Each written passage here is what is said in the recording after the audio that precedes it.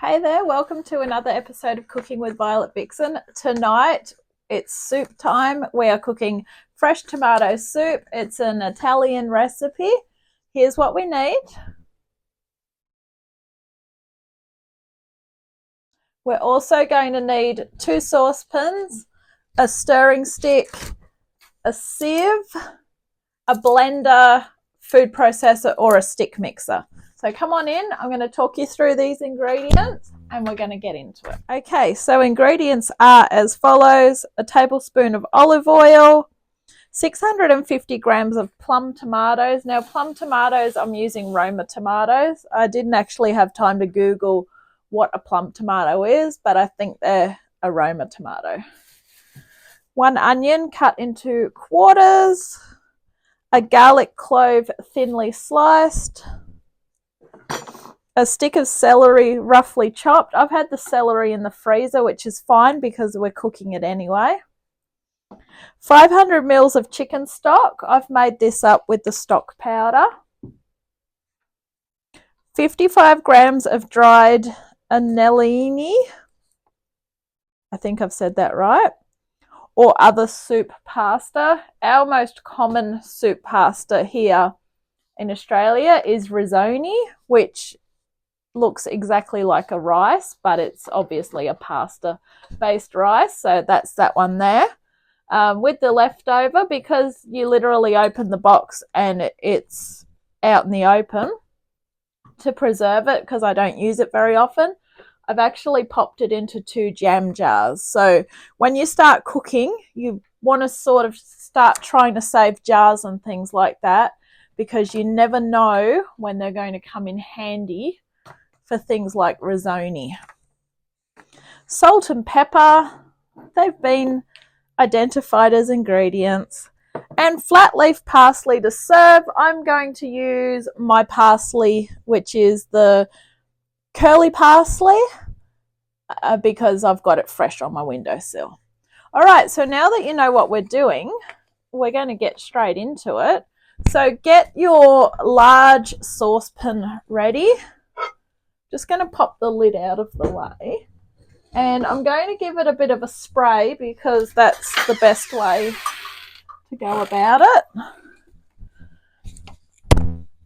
That way, when you go to wash up, it's not as painful.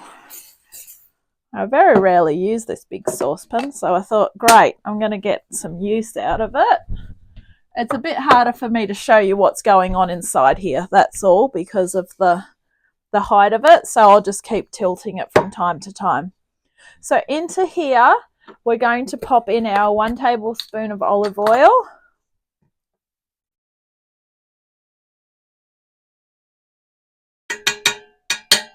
And we're going to pop in the tomatoes. Now, we're not chopping the tomatoes.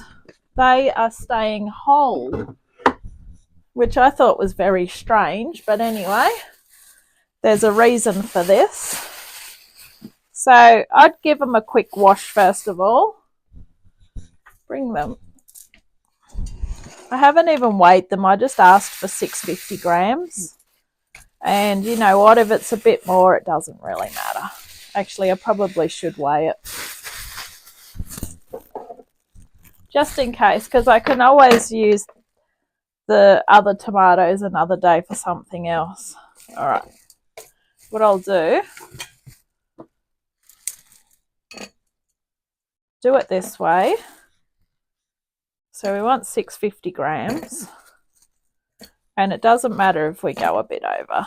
Oh, he might be pretty close.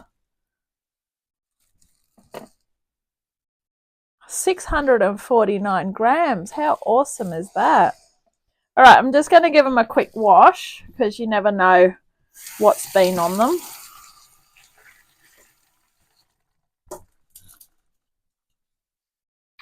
Okay.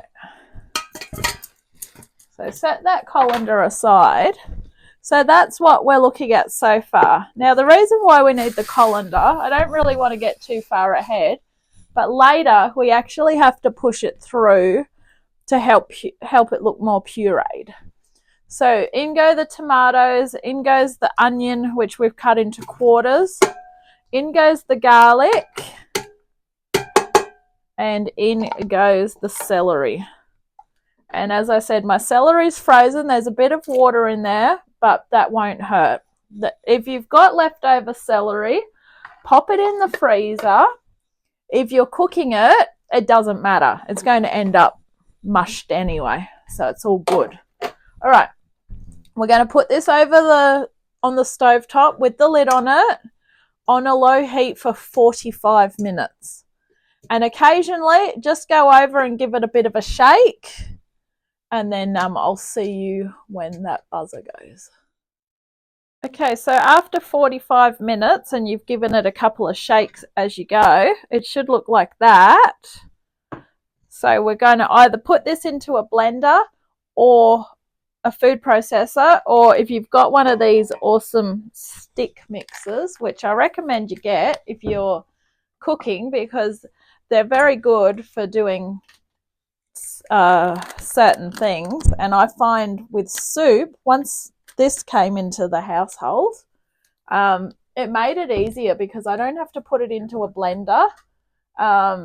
With blenders, if your jug's starting to get a bit old, with you putting hot stuff in it, it may get a bit brittle.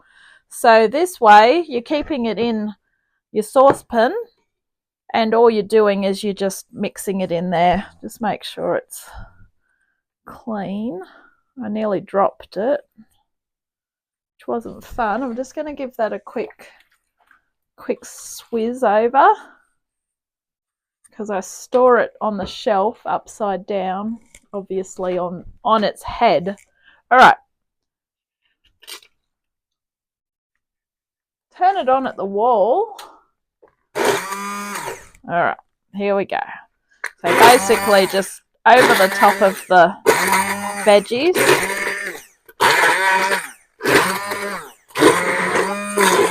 Yeah.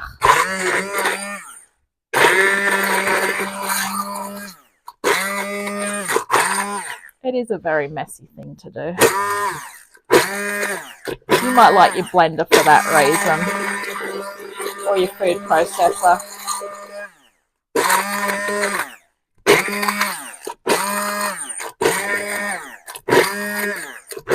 Try and break it up as much as you can, because for our next step we're going to be sifting it through a sieve into another saucepan.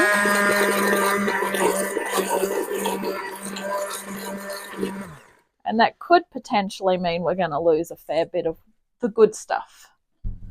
All right. So next up, grab another saucepan and a sieve. Pop the sieve over the top. Ugh, that really did make a mess. Okay. Just had a shower in hot tomato soup. Yay for me. All right. So next up, we're going to push the puree through the sieve. It looks fairly good at that.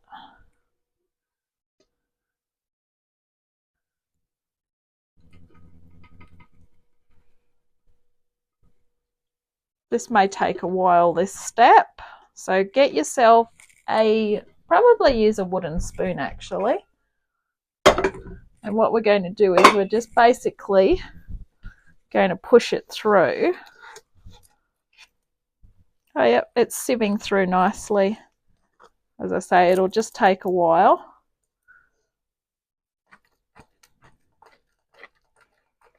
You can actually stand it in the bottom and just keep going like that, because at the end of the day, once you pick it up, it'll be done. Just trying not to make a lot of mess.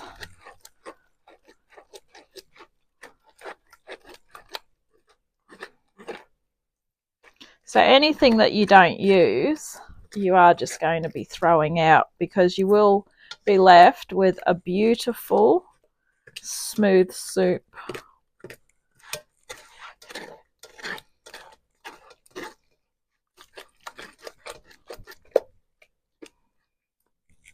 If you've left your stick mixer on or whatever, this give it a bit of a extra push through as you go.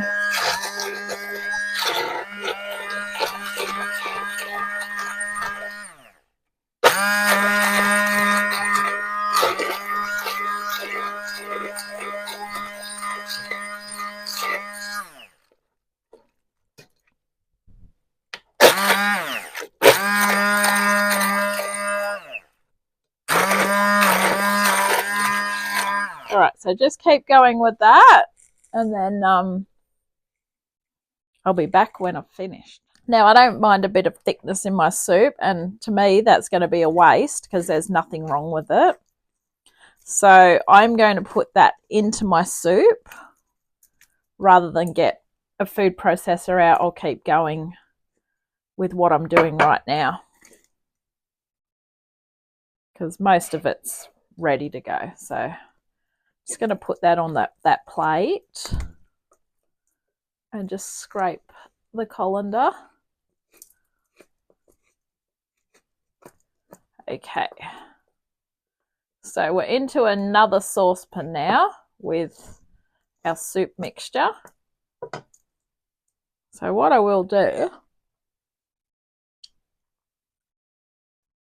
we're going to add the stock. So I'm going to tip the stock through this. So that will help get the excess off it. Because I feel like the more of it we don't use, the less soup we're going to end up with. Okay, so that's in. Get rid of that. Okay, I'm just going to put that in. Feel a bit iffy about putting it in, but as I say, I'm not wasting it. Okay, so we've got a bit of a lump to our soup. Okay, let's get rid of that. Okay, also we are going to bring this to the boil. So pop it on the stove top and bring it to the boil. Okay, so when that comes to the boil, you want to pop your risotto or soup pasta in there. Bring it back to the boil and then turn it down and pop your timer on for 8 to 10 minutes. I'm just going to pop the timer on for 10 minutes now.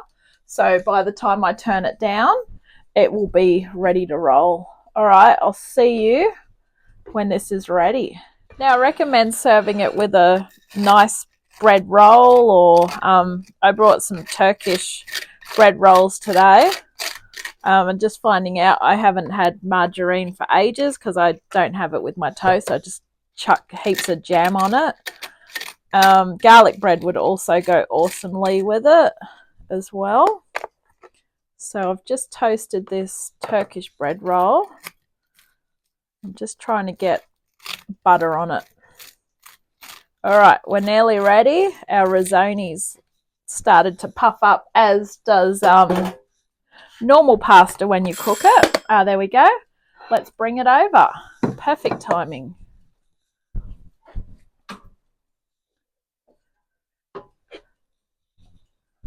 All right, here it is in all its glory.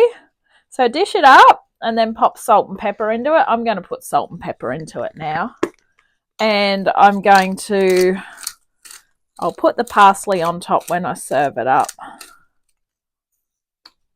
So that's there. Probably want a fair bit of salt in it because there's not really a lot of flavour in tomatoes. Oh, they're nice, but you know what I mean. Like they're quite bland sometimes. All right, let's get a ladle. I'm going to give that a stir through. It's been so long since I've made soup, I even forget where my ladle is. All right. Beautiful. So this should serve 4. I think I mentioned that. All right. Unless you're really hungry, which I actually am because it's getting quite late. All right. Dollop your little sprig of parsley on top so it looks beautiful. There we go. Thank you for watching Cooking with Violet Vixen. This has been fresh tomato soup. I hope you've enjoyed this one, and I'll catch you on the next adventure.